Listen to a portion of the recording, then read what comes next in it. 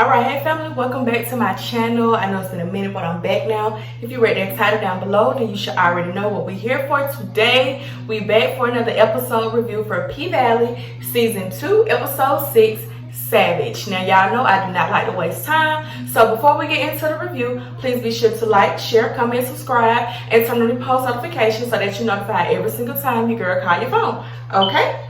So without further ado, let's get into this review. The episode opens up with Diamond and Big Bone, and they at Diamond's house, and they are getting it in, honey. But in the middle of them getting it in, Diamond can't seem to focus while he in missionary, because every time he look down at Big Bone, he see Mississippi's face.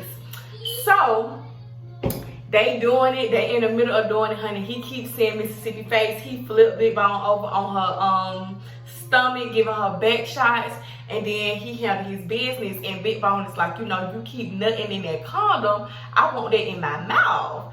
And he like, you know, I'm not spreading my seed around like that. I ain't got time for nobody be trying to put no spells on me and all this. She like, I don't want no kids or whatever. So she come inside the kitchen to get her some water, and she sees Montavious' ring on the altar. He's about to get ready to touch it, and Diamond is like, do you want your titties to start growing out your back and warts and stuff to start growing all over your face and stuff like that? And she's like, no. And he's like, well, I suggest you don't touch that then. And she's like, well, what is it? He's like, it's for protection.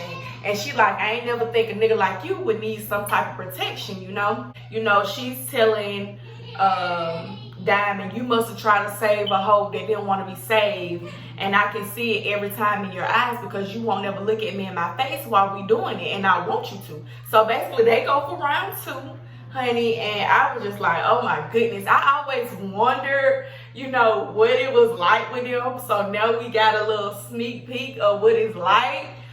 Baby, we see Teak and Lil Murda, and I guess some more people from their gang or whatever. They celebrating Teak from him being home, and Murda actually got him a car, and this is very, very overwhelming for Teak.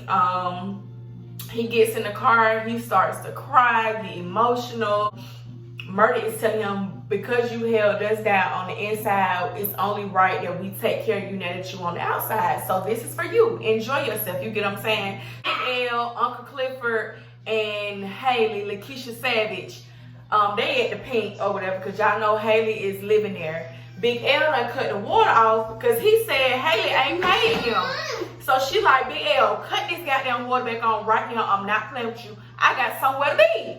Uncle Clifford's like, so this what you planning on wearing this pretty little red dress too? Because y'all know she planning on going to that ball or whatever it is, the mayoral meeting, and put her weight down on the lady that's going to be over the Promised Land casino type of thing. So that's where she's going. So she get mad, telling Big L to cut the water back on. So this, Big L and Uncle Clifford go back into the office, and they watching Haley on the camera. So Uncle Clifford is like, we should just go turn her yellow ass in to the police at this point, because she getting on my goddamn nerves. I cannot deal with her no longer. So Big L was like, that would be nice only if she was the one that had pulled that trigger and helped bury the body. Uncle Clifford is like, you know, I guess you're right. We got to think of something else. We got to think about her next move. What do she have up her sleeve? Because y'all know this girl stay on the go. She stay with some shit going on. She stay having some undermining stuff going on. Autumn is only out for Autumn at this point, and we see that. Moving on, we see Big Teak and Lil Murda. They at the barbershop, and Teak is getting his hair cut, and the barber is basically asking, you know, now that you out of jail, what you gonna do? And Teak is basically like, you know, a little bit of this, a little bit of that, try to stay out of trouble, you know. And Murda is like, he's going back on tour with us soon as Wody get this thing up and going. So the barber lets us know that Teak actually have a little singer voice on him as well. So in the midst of this, here we go with these subliminals again. Did y'all notice that the barber told Teak that he looked casket sharp? And when Teak spun around in that chair and looked in the mirror, it was a picture of, I can't remember his name right now, but I know that he was like a guitarist or something like that.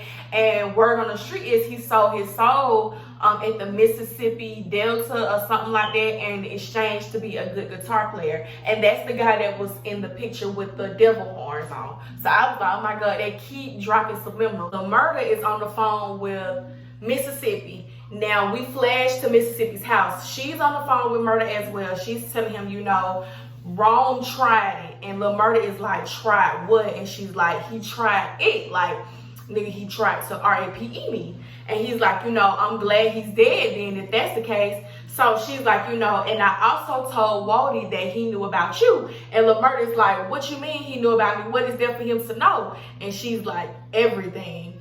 And so by this time, their old dusty face ass come walking in the house to Keyshawn, asking her who the hell she on the phone with. So she's like, that's Lil Murda. He's trying to get some information about Rome's funeral. So of course, another abuser can spot another abuser, and of course, bad bitches gonna link up. He gonna tell Keyshawn, you know, he was such a nice guy. He got you all these deals. But if only you know he told this girl that all them deals was contingent on her giving her ass up to him. Derek, you wouldn't be talking that shit. You'll be trying to figure out how to kill this nigga again. Shut your ass up. I can't stand Derek. And I'm kind of upset that we done got 2 black folks taking off this show already by death. And Derek still seeing his white abusive ass up on this show. Couture ready. What are we doing? We need Derek on like ASAP. We need him gone like last season. What are you doing? Anyway, so we flash back to Murda and Teak at the barbershop. And Teak asked him, Murda, you know, where you want me to take you to or whatever. So Murda was like, shit, I figured I just rolled around the hood with you unless you got something better to do today. Because Teak was looking very, very hesitant. And we gonna find out later why he was so hesitant on having Murda ride with him through the hood that day. Mercedes, she had some groceries in her hand. She popped up over Sheldon's house. And Sheldon comes to the door in her robe. Mercedes come over there and bring them some groceries. Soon as Sheldon comes to the door, she like, Tarek ain't here. She at her little friend house. She like, okay, anyway, I brought y'all some groceries.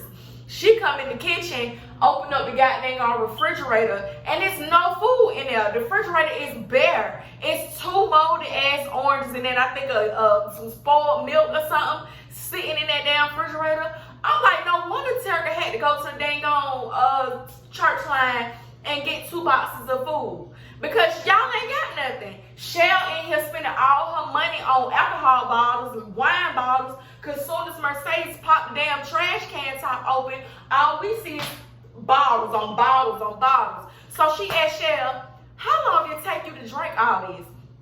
Shell telling her, I don't have no problem. She was like, maybe we could try to get you some help. Shell gonna tell Mercedes, I don't need no help. The only thing I need is a job. And unless you got one of them for me, I'm not talking about on no damn pole either.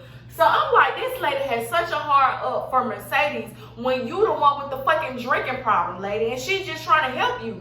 You have her kid in your home claiming how you're such a better mom than she is, how much more you're doing for her child than she is, but yet you sitting up here, got this baby in this house with no food, and you drinking your life away and drinking all the funds up.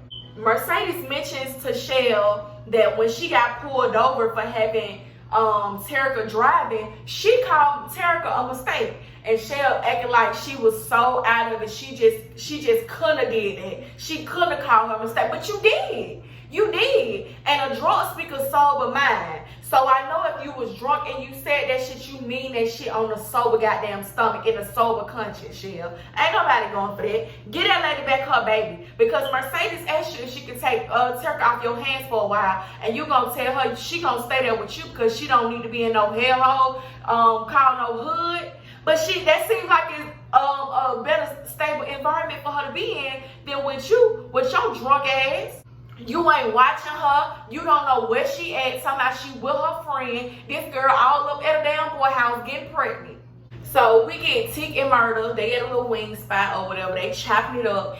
And the waitress come over and start taking their order. But she been a little too thirsty for Lil Murda's liking. So he shoot her away. And basically they start talking or whatever. And Murda brings up, you know, this is a date for us. Is this a date? And, you know, Teak is like, you know, I never thought we'd be able to, you know, do this outside in the free world, because we find out that their first date was inside the supply closet, and Murda surprised him with candles and pasta and all that stuff. And I was like, damn, niggas in prison getting dates before a girl like me can get a date. I'm just trying to figure out what's going on. In the middle of them talking, basically, Teak brings up Uncle Clifford and asks Murda, you know, what is it about him that you like? And Murda corrects Teak and let him know it's she. She likes to be called a she. And Teak was like, really? He was like, yeah, you know, that's just Uncle Clifford. She's her own person. And so Teak is asking, what is it about he, she, whatever, you know, what is it about her that you like? And Murda is just like telling him everything, like she's one of a kind, you know, she is just so spontaneous, like she's just very, very different. Like the way he was describing her to Teak, I can tell in that moment that they really broke Teak down, because it was like, damn, like the man that I love is in love with somebody else, and I got to sit here and listen to him tell me what it is about somebody else that he is so in love with.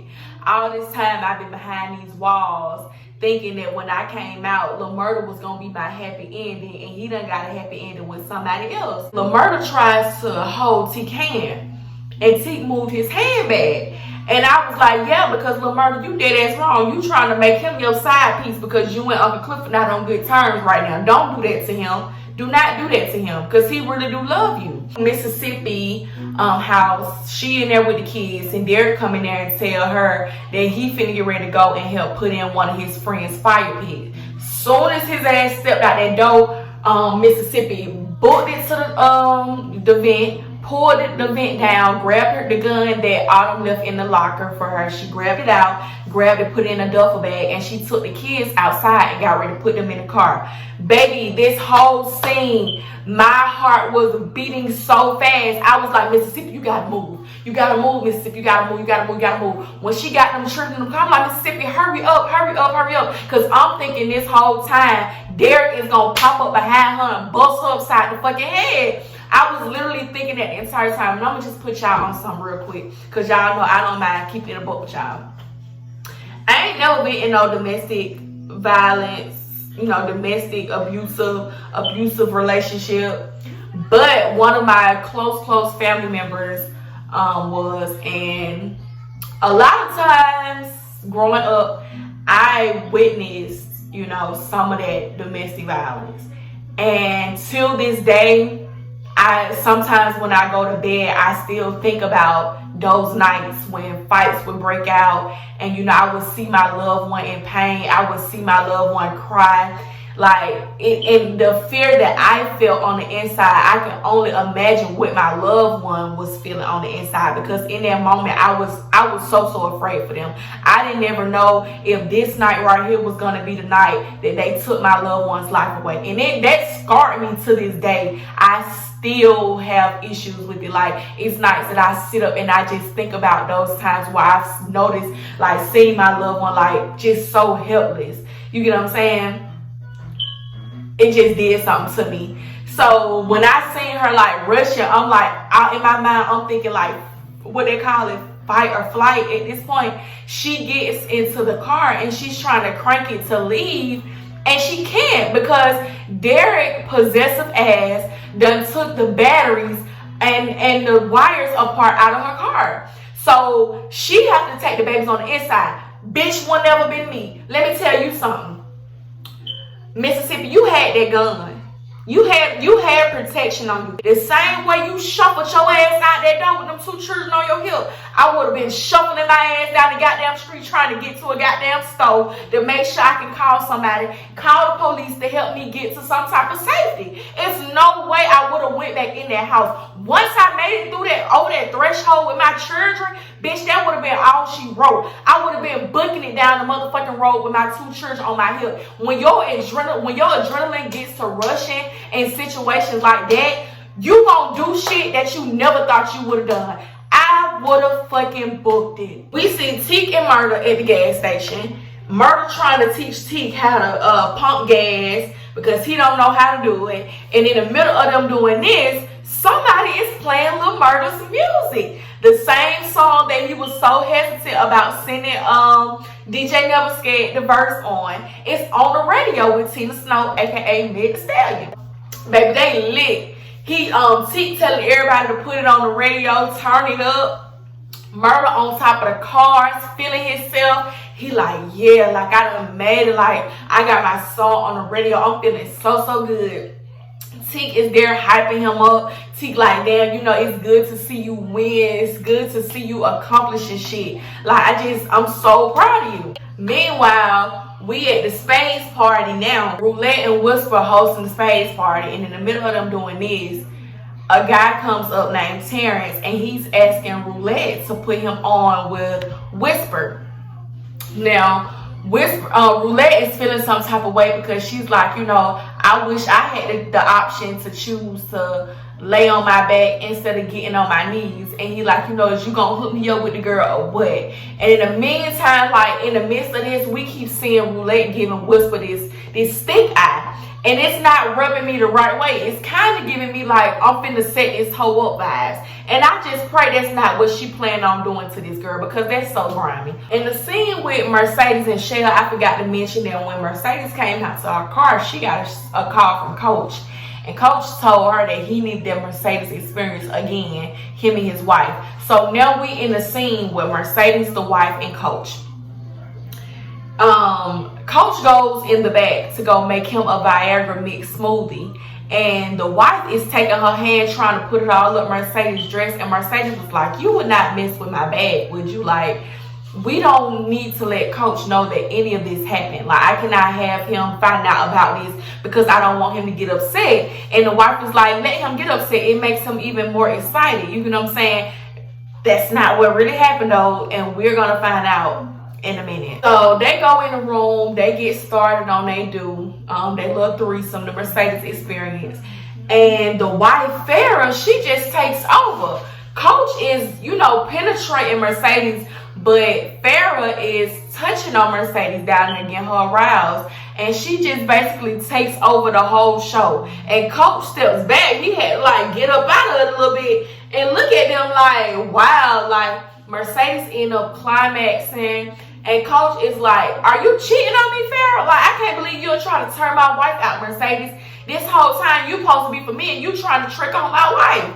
And Farrah is like, that's not true. Like, this whole time we've been married 19 years. You've never known that I like girls just as much as you do, if not even more. You've been so busy fulfilling your fantasies and your dreams that you've constantly overlooked mine. So Mercedes is like, yeah, like, what about her dreams? What about her goals? Baby, he snatched Mercedes up and get ready to throw her out. She like, you still owe me $40K. He like, the hell I don't. Your sponsorship has ended, girl.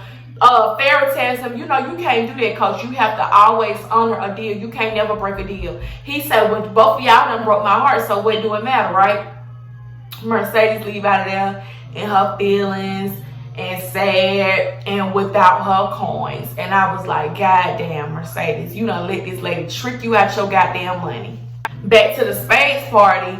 We see Roulette, she's sitting outside in the car, and Duffy comes walking up on her. And she like, you following me or something? He like, yep. And she like, just because I'm just so pretty and fine. He like, yep. And she's like, no, I know you lying because you trying to run this game on me. He like, you know, you the prettiest girl here. And she's like, in the parking lot? And he like, yeah, you know, you the prettiest thing here. You prettier than me. And she's like, you know, I fuck with you, Duffy. He like, I fuck with you too. But she was like, I'm a hoe. And he's like, you know, that's funny because I'm a hoe too. So in my mind, I'm thinking, okay, well, two hoes, let's just get together. At this point, you say you can't turn a hoe into a housewife, but they never tell you what you can do with a hoe for a nigga, right? Take your chances, Roulette. I just hope you know what you're doing. But part of me feels like this little shindig between Roulette and Duffy is not going to end right because it's too toxic. She out here prostitute. He out here slanging dope. It's not going to work. God is not going to ordain that relationship. I'm sorry. So back to Mississippi. She at the house, sitting on the sofa. She got the damn gun out, waiting on Derek to come home. But before he get into the door, she frightened and panicked and put the gun on the side of the sofa. I'm like, Miss motherfucking Sippy. She is going to stress me out. And the whole time I'm thinking, why haven't she made this man no grits? Have she not watched Tyler Perry? Had Mississippi been me, I would have woke Derek up one good old morning. You know, baby, you want some breakfast? I would have stood in there in my lingerie, you know, looking all nice and pretty. Cooked that man a big old pot of hot grits. Soon as he would have set his ass down that table, I would have turned and say, you know, about you putting your hands on my child. Before that nigga couldn't even open his mouth up, I would have slung all them hot grits over there on his ass. I would have beat Derek's ass. I would have made him a good breakfast and beat his ass so good he would have thought his mama did it. I'm telling you, I could never. You see Teak and Murda again. Teak is at his house or whatever, which is a trap house. And he get ready to go in, but Murda realizes in the midst of this, he on the phone with Woody, and Woody is telling him, you know, it's sad that, basically it's bad that Rome OD or whatever. And Murda is like, it's funny that you're the only one this nigga OD and ain't nobody in the blog say nothing else about it. So Woody is like, you know, I'm good at making shit disappear. Basically, I'm good at making shit happen. So his phone go dead in the middle of him talking to Woody. He go in the house to try to give Teak his gun because he found a gun in the glove compartment that Teak left on accident. And before he makes it into the house, we flash to Teak. We see Teak having flashbacks of when he was a kid, and when he opens the closet door, we see a younger him, and he has blood like coming down over there. So I'm like, okay, so we starting to get a background. It's still, even at this point in the episode, it still did not dawn on me that Teak was gonna do this to himself. It still did not dawn on me. So Murda comes in the house and he like, nigga, what you doing? You don't never come in the truck without bringing your glizzy. So when they get back outside, Teak telling him, you know, this used to be my house. And Murda is like, keyword, nigga, used to be. We don't live there no more. You get what I'm saying? We moving on from this shit. We going on to the future. We on to other shit. So back to the mayor's ball. Miss Georgie gets there or whatever. And Autumn is, because y'all know she got escorted out by Andre in the beginning.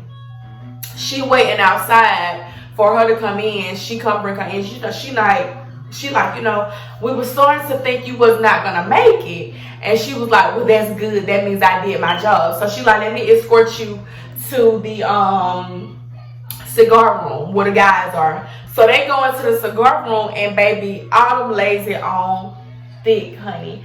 Basically, she tells Georgia, she says, you know, I'm the owner of the Pink. And if it gets out to the city of Chucalissa that the mayor was trying to lowball an African-American business owner in his community, how would this make Chucalissa look? How would this help the city? You know what I'm saying? How would this look? It would not look good at all. So the lady is asking her, you know, like, basically, what do you want? And she was like, well, what was my offer, Andre? 10 mil?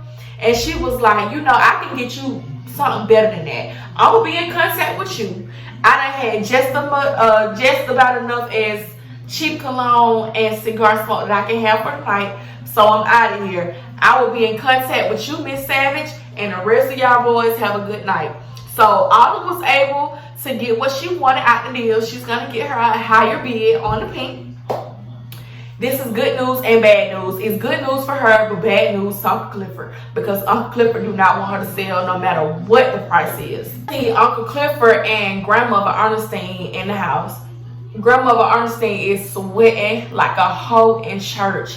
And Uncle Clifford takes her blood sugar and she realizes that it's normal. But she's trying to figure out why Grandma is still sweating like a slave. So she called Toy on the phone, and Toy is coughing up a goddamn storm, about to lose a damn lung. And she tells Toy, you know, I knew there were no fucking allergies, girl. Now you done gave this shit to my fucking grandmama. And I'm like, Toy, oh my goodness. You done gave this shit to grandmother Ernestine, and she got already pre-existing conditions with her health. This is not gonna be good at all. Andre, he coming in the house from the mayor ball. He on the phone with Corbin, and Corbin is just talking his shit. Now, for Corbin to be the little nigga that was in there getting his ass whooped by Mississippi and Mercedes for pleasure until he came in his drawers, this nigga talking big cash money shit to Autumn like he just got it like that. But your brothers were just whooping your ass up and down Chucalissa like it wasn't no motherfucking tomorrow last season. Where these balls come from, Corbin? He talking his shit about Haley, about how she thinks she can come through Chucalissa, do this, that, and the third, get this money for this. She don't know what she doing. She ain't nothing but a brain and a set of titties and stuff like this. And the whole time, Haley is in Andre's house, and she hear this. So Andre tell Corbin, I'm gonna call you back. Child, Andre get off that phone, and he like, I let you win.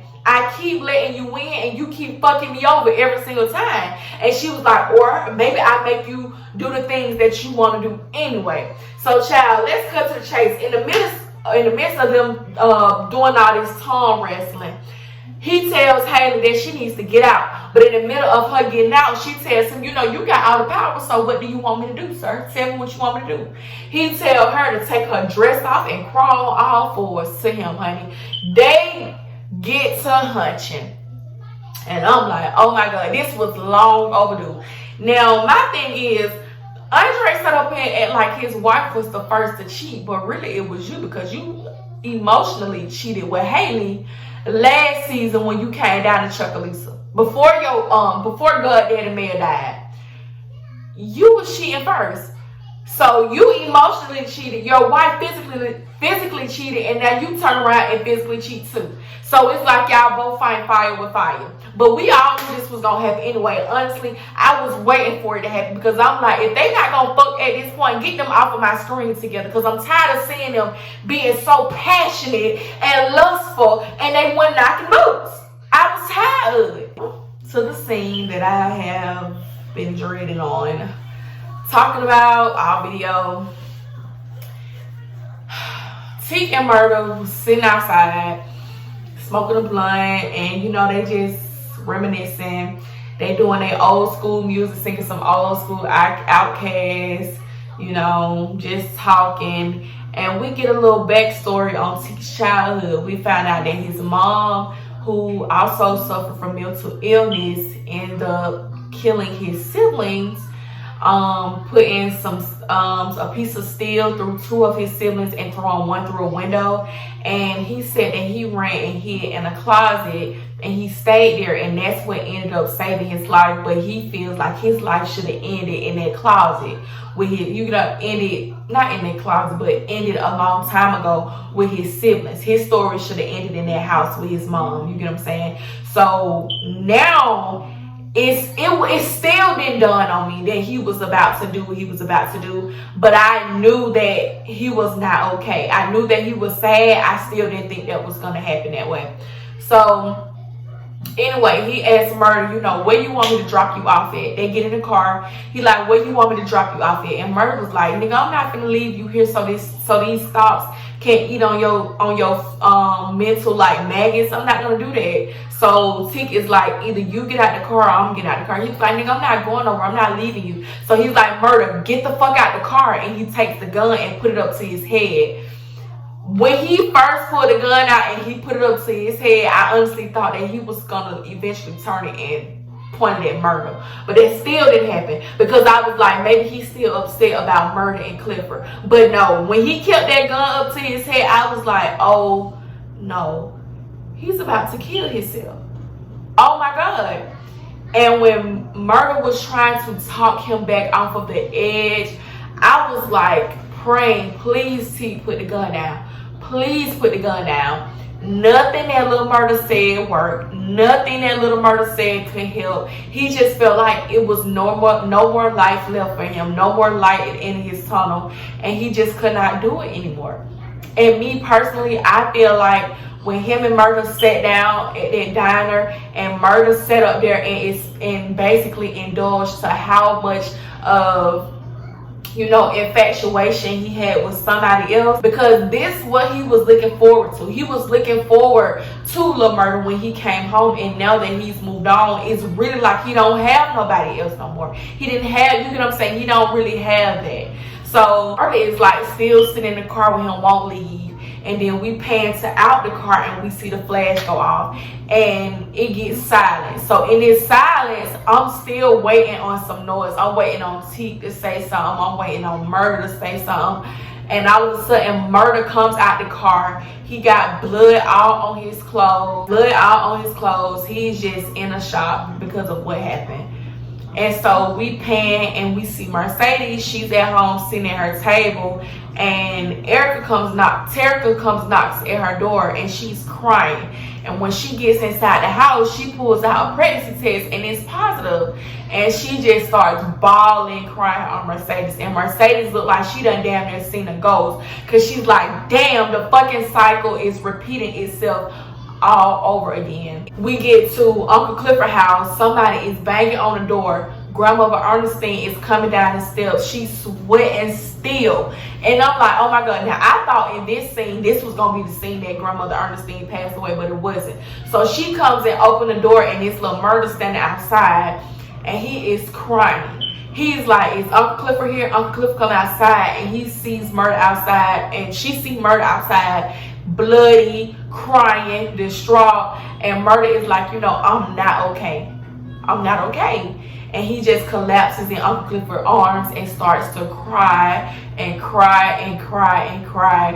And Uncle Clifford brings him in the house and closed the door. But before this, when Grandmother Ernestine came to the door, she was like, Daddy, is that you? Now, this is why I say I'm so sad, because Grandmother Ernestine was reciting old people that passed away in her life. And y'all know that when older people get ready to pass away, they start to see loved ones who have also passed away. So that's not a good sign. But anyway, so Uncle Clifford brings Murders in the house, close the door, and we roll the credits and we get ready for next episode, which is going to be delayed by a week. So I will see y'all after the 24th.